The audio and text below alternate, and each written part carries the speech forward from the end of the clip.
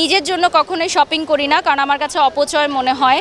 কারণ অতিরিক্ত জামা কাপড় গহনা জুতা এগুলো আসলে অপচয়। তো আমি যেহেতু অনেক গিফট পাই, তো আমি নিজের জন্য কিছু কিনি না। আমার যেহেতু একটা চ্যারিটি ফাউন্ডেশন আছে, তো আমি আসলে যারা ঈদের জামা পরতে পারে না তাদের জন্য ঈদের জামা কিনে থাকি। আমার কিছু এতিম বাচ্চা মাদ্রাসা আছে, যেখানে আমরা ইফতার সেহরির পাশাপাশি ঈদের জামাও দিয়ে থাকি। কিছু কিছু আমরা সোশ্যাল মিডিয়াতে দেখাই, কিছু কিছু দেখাই না। তো এবারও ঈদের বেশ প্ল্যানিং আছে, আলহামদুলিল্লাহ সেই জায়গায় আসতে পেরেছি যে আমার উপার্জিত অর্থ দিয়ে আমি আমার চেয়ে যারা আমি যাদেরকে সাপোর্ট করতে পারি আমি চেষ্টা করি যে তাদের পাশে দাঁড়ানো, এবং এবার ঈদেও বেশ কিছু প্ল্যান আছে। আমার ঈদের বাজেট জিরো।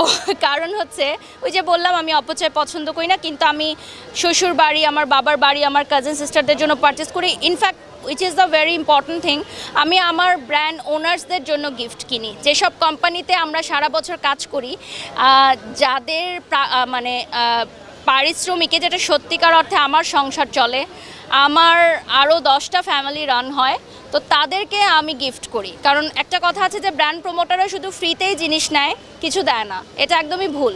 আমার সাথে যে সকল ব্র্যান্ড প্রমোটার মানে ব্র্যান্ড উদ্যোক্তারা অনেক দীর্ঘ বছর কাজ করছে, আমি তাদেরকে গিফট করি এবং তারা অনেক বেশি সারপ্রাইজড হয়, অনেক হ্যাপি হয়। এটা আমার মনে হয় সম্পর্কের জায়গাটা আরও স্ট্রং হয়। গিফট সেটা খুব কম দামিও হতে পারে, খুব দামিও হতে পারে, ডাজন্ট ম্যাটার। গিফট মানে আমি আপনাকে প্রায়োরিটি দিচ্ছি, আই লাভ ইউ। প্রথমতই আমার দুজন প্রিয় মুখ, আরও অনেক প্রিয় মুখ আছে, তাদের মধ্যে থেকে আপনি দেখেছেন আমি শেয়ারও করেছি জঙ্গলি সিনেমা আসছে, যেখানে যে দুজন চিত্রনায়িকা কাজ করছেন তারা আমার খুবই প্রিয়, বুবলি এবং দিঘি। পাশাপাশি সজল ভাই, যিনি আমার খুবই কাছের একজন মানুষ, উনি এবং নুসরাত ফারিয়া, তাদের সিনেমাও রিলিজ হচ্ছে জিন, যেটার প্রমোশনাল কাজেও আসলে আমি শেয়ার করেছিলাম।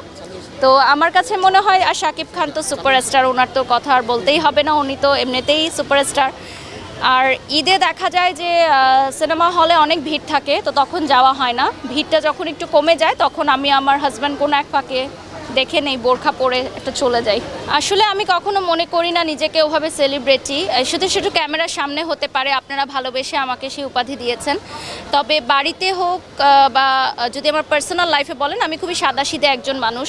যেমন ঈদের দিনও খুব আহামরি পোশাক মেকআপ আমাকে আপনারা কখনোই দেখবেন না। আমি খুবই সাদাসিধে থাকতে পছন্দ করি। শ্বশুর বাড়িতে ঘরেই ঈদ কাটানো হয়, 8-10টা বউ যেভাবে ঈদ কাটায়, ফ্যামিলি ঘুরতে যাওয়া হয়, দ্যাটস ইট। আমি বাড়িতে কখনোই ওভাবে স্পেশালভাবে থাকি না। মিস আসলে করি এটাই যে আগে যেরকম রাস্তায় দাঁড়িয়ে ফুচকা খেতে পারতাম, কোনো একটা শপিং মলে গিয়ে শপিং করতে পারতাম, এখন সেটা আসলে সম্ভব হয়ে উঠছে না। কারণ সামাজিক যোগাযোগ মাধ্যমে আসলে ভিডিওগুলো এত বেশি ছড়িয়ে পড়ে যে প্রত্যেকেই চেহারা দেখলে চিনে ফেলে, সেটা মেকআপ ছাড়া হোক বা মেকআপ করে হোক। তো মাঝে মধ্যে মনে হয় যে না, আগের জীবনটা ফিরে পেলে ভালো হতো। এই জন্য অনেক সময় দেশের বাইরে যাওয়া হয়, কারণ দেশের বাইরে খুব ফ্রিলি আমরা মুভমেন্ট করতে পারি। আর এখন তো ভিডিওর যুগ, দেখা যায় যে কেউ একজন ভিডিও করছে, পরবর্তীতে সেটা ফেসবুকে দিয়ে দিচ্ছে। তো এটা আমার কাছে একটু অকওয়ার্ড লাগে এখন, যে পারমিশন ছাড়া ভিডিও ছবি তোলাটা আসলেই উচিত না, কারোরই উচিত না। পাবলিক ফিগারদেরও একটা পার্সোনাল লাইফ থাকা উচিত। প্রফেশনের বাইরে বারিশা হক কি ঈদের সালামি এখনো পাই কিনা? না, আমি এখন শুধু ঈদের সালামি দেই। তবে হ্যাঁ, আমার শ্বশুর শাশুড়ির কাছ থেকে আমি ঈদের সালামি পাই, বাবা মার কাছ থেকে পাই, আর বাকি সবসময় ঈদের সালামি দেওয়াই হয়। সালামি আসলে দেখা যায় না, অনেক সময় টাকার অঙ্কেও দেয় অনেকে, আবার অনেকে উপহার দেয়।